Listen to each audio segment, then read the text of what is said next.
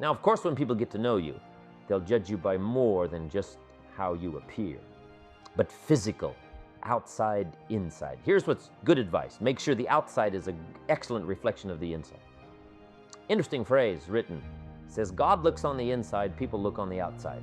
So you got to take care of both. The inside for God and the outside for people. What's the old phrase? You never have a second chance to make a first impression. So the outside appearance is also valuable, as well as inside vigor and vitality. Somebody says, well, people shouldn't judge you by your appearance. Let me give you a clue. They do.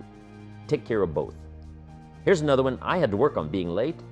For the people that are always late, what do they care? They're not there when you get there. It doesn't matter. But if you truly want to make progress, not alienate, right, in the marketplace, here's what's acceptable to everybody. Being on time, right? Not being on time is acceptable probably, to a lot of people, but some, it's going to cost you. Now the mind must be nourished. It's got to have good food. Food for thought. Bread for the head, we call it. Yes, you need a slice of toast in the morning, right, for your body, but you need a slice of cassette. A slice of cassette you put in the car system and listen and listen. Let something feed your mind. Stand guard at the door of your mind. Don't just listen to anything and everything. Make sure that you're your own best filter of what goes into your mental factory and spins out the fabric of your life and future. Stand guard at the door of your mind. Spend time. Be a selective listener. But you got to have a good diet, a good mental diet. When you walk into a home and walk into the pantry of the kitchen, you take a look what's in there. This family is either going to be healthy or it isn't going to be healthy. And a lot depends on what's in the cupboard. What you bring home, right, from the grocery store that you feast on for the body. Now here's what's important. A proper menu for the mind to make sure that it's got a wide range of nourishment. Because the mind needs the full education. Now that starts to develop the foundation for what we call a good life, a productive life, a fulfilled life.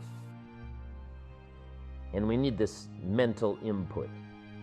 2 days is a little staggering in terms of sort of a crash program. And you couldn't do it every week, a couple of days every week. It would be too much. But a couple of days to just really concentrate for a while. Hopefully I send you away from here tomorrow a little mind weary, right? Of taking all these notes and trying to get it all and trying to think about it while you take notes. I know it's an intense session of a couple of days, but I'm telling you it's going to be so valuable for me to express it and for you to get it. Because then you just load up your wagon full of stuff here. Mental wagon to take it home and sort it out and decide what's valuable to try today, some that you're going to think about a little bit later, but now at least you've got it, you've got it, you've got it. So that you'll have mental food to feast on long after the lights are out and we've left the premises. So feed the mind, debate, exercise, a continual diet. You can't go too long in between the classes and the schools and the seminars and the sermons and where things are being taught of value. Here's what else is important.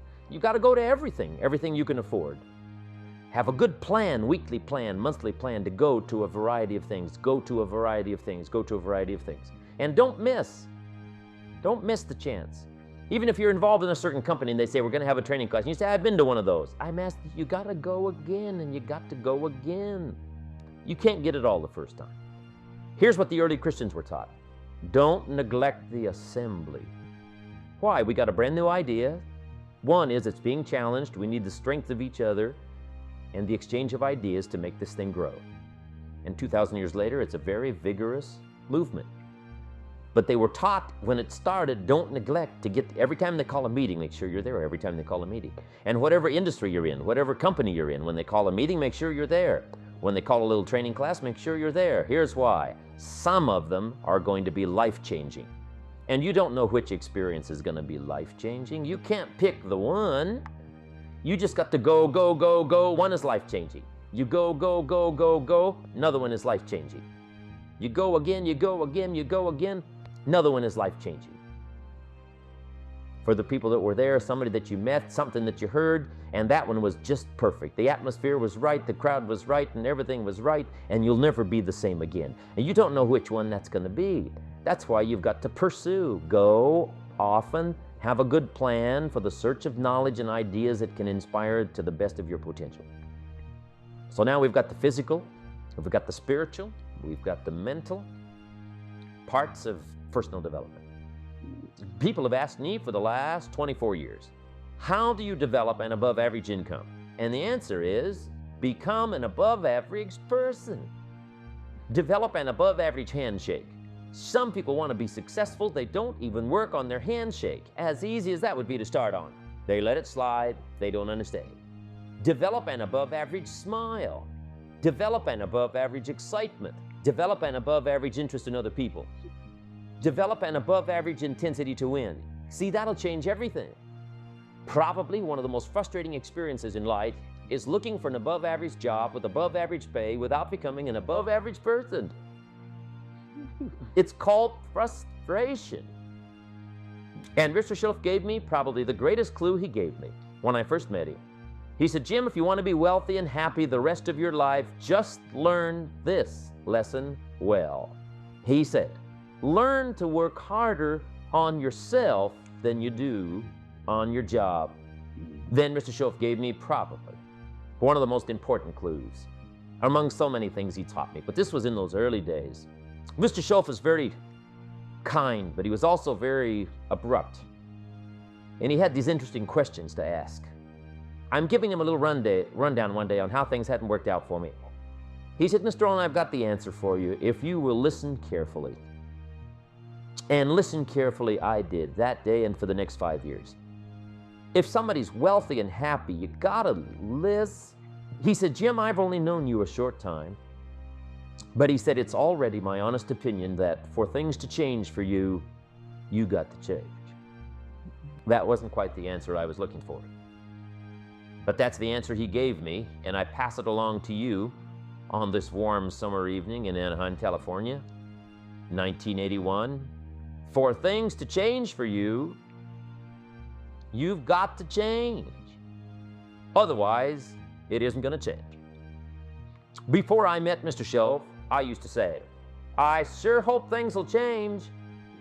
That seemed to be my only hope. If it isn't going to change, I'm in serious trouble. And then I discovered it isn't going to change, so I'm in serious trouble. See, I can tell you what the 80s are going to be like. You have dropped into the right place. I did a seminar one time for Standard Oil executives and management in Honolulu. And we're having a conference one day on this big conference table. And one of them said to me, Mr. Rohn, you know some fairly important people halfway around the world. What do you think the 80s are going to be like? I said, gentlemen, I do know the right people. I can tell you. So they all listened very carefully. And I said, gentlemen, based on my wide experience, I can really honestly say to you, in my opinion, in the 80s, it's going to be about like it's always been. Aren't you glad you came? That's inside. I don't pass that around just everywhere. Now, of course, I said that to make a point, but I also said it because it's accurate. It's going to be about like it's always been. It isn't going to change. The tide comes in and then what? It goes out for 6,500 years that we know of, recorded history, and probably long before that. So it is not going to change. It gets light and then what? It turns dark. 6,500 years. See, it's not likely to change. First, you need to produce enough to survive. If a man is by himself and he produces enough for himself, that's called self-care. Then, if he wants to live a higher life, a companion or get married, he now must produce enough for himself and his wife. Somebody says, well, why work that hard when you could just take care of yourself? But that's okay. This is not a moral question. This is a question of, do you wish to live a higher life, a better life? And almost everyone would agree that would be a better life to be with somebody. But now comes the challenge now to produce enough for two instead of for one. Now they decide to have children. Now the man must figure out a way to produce enough for himself and his family, his children. And the question always is, why do that? Why not just take care of himself? And said, this is self-care. First to survive, then to live a better life. He pays that extra price of producing more than he needs for himself so that he can live a better life. Then the next challenge is that the end of it? And the answer is no. Why wouldn't the man think of ways now to produce more than he needs for himself and his family? And the question is, Why work that hard? Why do that? The answer is to be generous, which is an even higher life. Then I take it 2 more steps. Why not accept the challenge to produce much more than you need for yourself and for your family? Somebody says, well, that's ridiculous. Why do that? You don't understand. It's to live a higher life. Then I take it 1 step further, to produce far more than you need. What a way to live. Extraordinary. It's okay to live an ordinary life and a pretty good life, but how about an extraordinary life? To produce far more than you need for yourself and your children. Suppose you make $10 million a year and you and your family only need $3 million. Some families are more expensive than others, but let's say $3 million would pretty well cover most every family. Now you've got $7 million to give, to share. How about that kind of life? It's called extraordinary, to produce more and far more than you need for yourself. It's best to earn some of that early money in lifestyle. Go to the movies, take 2 vacations instead of 1. Just some little extra things that now the family gets inspired by this new commitment to earning more and becoming more and making the studies and learning the skills and whatever you have to do. Now you make it more worthwhile for the family by thinking of lifestyle changes that now become very exciting. Go to the concert. My parents said, don't miss anything. Don't miss the play, the music, the songs, the performances, the movie, whatever's happening. At age 93, my father, before he died, if you would have called him at 10:30, 11 o'clock at night, he wouldn't be home. He's at the rodeo, he's at church, he's at the play, the performance, he's watching the kids play softball at age 93. So he did it as well as taught it. Don't miss anything. So those changes in lifestyle. When I started making some extra money, I opened up an account for my wife, and I called it No Questions Asked Account. And I said, here is the checkbook for a new account. And it's called No Questions Asked. I'll just keep putting money in there, and you spend it for whatever you wish. It was life-changing. It wasn't a fortune, but she didn't have to ask anymore for money, because I could sense that it was a little embarrassing at times when she had to ask me for money. I thought, well, that's not good. So the first time I get a chance, here's what I'm going to do. And sure enough, I did it. No Questions Asked account. You can't believe what that did. It was absolutely amazing. Anything you can think of that helps to change lifestyle is called making a living, but also making a life. Lifestyle, social friendships, church, community, country, all those things that make a composite of our overall life. You start furnishing that with new vigor, vitality, money, whatever it takes to expand your life into what I call the good life, as well as economics.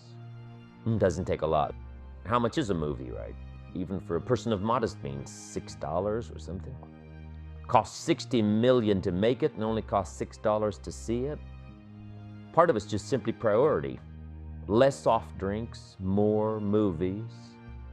Everybody's got the money. The story I tell of the lady who invested the $1, now she's a millionaire.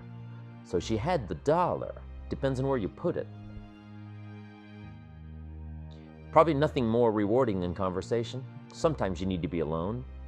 For all of my busy life, from Milan to New York to Paris to Mexico City to the giant cities of the world, I do seek solitude, but only for short periods of time, not long periods of time. But it is important for me to get away, think and ponder and wonder about my life and what's happening, what's going on, where to go from here. But some of the greatest rewards are in personal conversation. I've got some close friends, some mentors that have been around for the last 50 years for me, that a couple of hours of conversation and you've got enough to feast on and live on for a while till you can have the next one. But it's easy to be a little too busy to go to lunch with a close friend and not miss it, or spend an evening with 2 or 3 families and enjoy life. How much is a concert? $25, $30, $40? Someone says, well, poor people can't afford to go to a concert. It's only 8 Coca-Colas. It just depends. So you save up your soft drink money and you do some special things. So lifestyle to live well doesn't cost a fortune. All it costs is paying attention. Then the little dramas. I told a story about calling my father after my mother died. My father lived another 8 years. And he spent one more year out on the farm, which I still have up in Idaho, where I make a little wine and grow a few crops and lived a good life overlooking the Snake River. But my father spent one more year the nights, and then he got a little lonely, and so I got him a place in this little farm village close by, so he could at least go there, spend the night, have breakfast, and then jump in his car and go back to the farm. And then there's a place close by called the Decoy Inn, little cafe, where my father most every morning would have breakfast with the farmers. So I'd call him while he's having breakfast. Just takes 10 minutes. Papa, I'm in Israel. And they'd bring him the phone, and we'd have this conversation. And he'd talk real loud so they could all hear the details.